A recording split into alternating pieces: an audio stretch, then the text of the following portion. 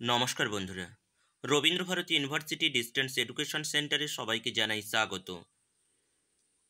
এখন যে ভিডিওটি নিয়ে হাজির হলাম সেটি হচ্ছে পরিবেশবিদ্যা অর্থাৎ এনভায়রনমেন্টাল স্টাডিজ সাবজেক্টের ওপর সিসি 1.3 এর কোশ্চেন, লাস্ট মিনিট সাজেশন এবং তার অ্যান্সার নিয়ে। এখন আমি সাজেশনগুলো দিয়ে দিচ্ছি। অ্যান্সারের যদি প্রয়োজন হয় ডেসক্রিপশন বক্সে আমার ফোন নাম্বার রয়েছে, সেখান থেকেই তোমরা কিন্তু যোগাযোগ করতে পারো। প্রথম থেকে চতুর্থ সেমিস্টার পর্যন্ত আমরা সমস্ত বিষয়ের নোটস প্রোভাইড করে থাকি, তাই যাদের প্রয়োজন তোমরা কিন্তু নিতে পারো। প্রিভিয়াস ডেতে আমি তোমাদের লাস্ট মিনিট সাজেশন দিয়েছিলাম পরিবেশবিদ্যা বিষয়ের। তোমাদের কোশ্চেনের আজকে যে পরীক্ষা হলো, ওই পরীক্ষাতে তোমাদের কেমন লেগেছে, কত মার্কস লেগেছে, তোমরা অবশ্যই কমেন্ট করে জানিও যে হ্যাঁ স্যার আমাদের এত নাম্বার করে লেগেছে। যেটা বলেছিলাম না তোমাদেরকে, যে প্রিভিয়াস ইয়ারের কোশ্চেনটাকে বাদ দিয়ে বাদবাকি কোশ্চেনগুলো যদি ভালো করে যাও তাহলে সেখানটা থেকেই তোমরা কিন্তু 60-70% মার্কস কিন্তু ক্যারি করে নিতে পারবে। দেখলে তো ঠিক একই রকমভাবেই তোমাদের কিন্তু এসছিল পরীক্ষাতে। এখন যেটা সিসি 1.3 থেকে ন্যাচারাল রিসোর্স অ্যান্ড এনভায়রনমেন্ট, এগুলো থেকেই তোমরা যে সমস্ত কোশ্চেনগুলো করবে সেগুলো নিয়ে এসেছি। ফার্স্ট দেখে নেই শর্ট কোশ্চেনগুলো কি করবে। শর্ট কোশ্চেনগুলোর জন্য সালের অর্থাৎ 2021 সাল থেকে শুরু করে 2000 একদম 23 সাল পর্যন্ত তোমরা কিন্তু 23 সালেরটা বাদ দেবে, 2022 সাল পর্যন্ত তোমরা ওটা কিন্তু ভালো করে দেখবে। আমি তোমাদেরকে দেখিয়ে দিচ্ছি, এই কোশ্চেনগুলো তোমরা ভালো করে করো।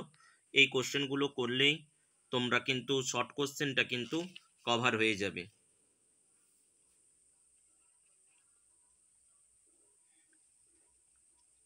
এটা হোয়াট হবে, what is the utility of the hot spring in energy generation, আর define the potential resource and the actual resource.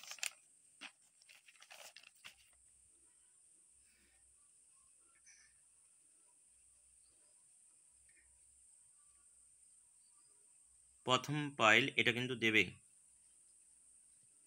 দেখে নিলে তোমরা শর্ট কোশ্চেনগুলো। এই শর্ট কোশ্চেনগুলো তোমরা কিন্তু ভালো করে দেখবে। এছাড়াও 1.3 থেকে এই শর্ট কোশ্চেনগুলো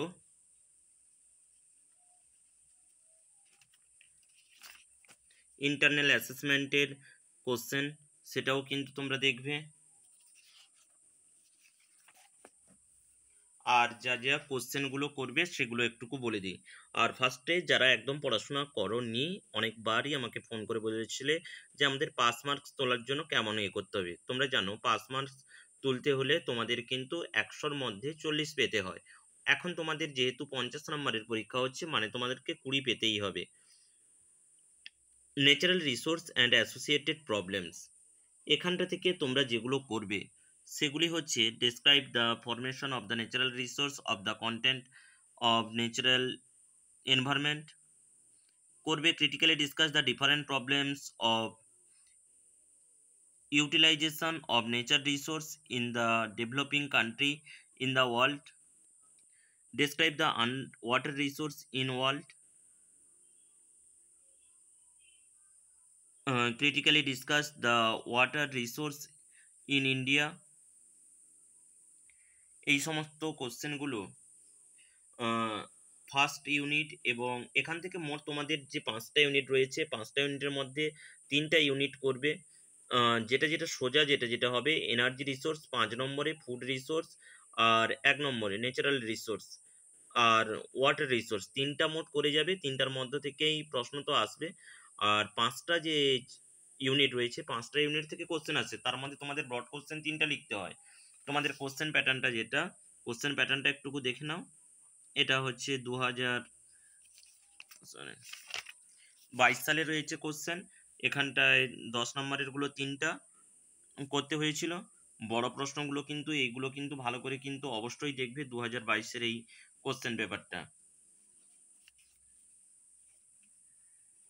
এছাড়াও ন্যাচারাল রিসোর্স,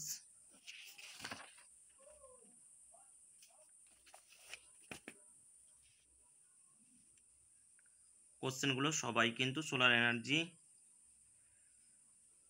আর প্রিভিয়াস ইয়ারের, বারবার বলছি প্রিভিয়াস ইয়ারের কোশ্চেনটাকে বাদ দিয়ে বাদবাকি তার আগের ইয়ারের কোশ্চেনগুলো প্লাস শর্ট কোশ্চেনগুলো, টিকাগুলো যেগুলো রয়েছে টিকাগুলো ভালো করে কিন্তু দেখে যেও। Best of luck for your exam. আর যদি সিসি 1.4 এর প্রয়োজন হয় তাহলে অবশ্যই জানিও।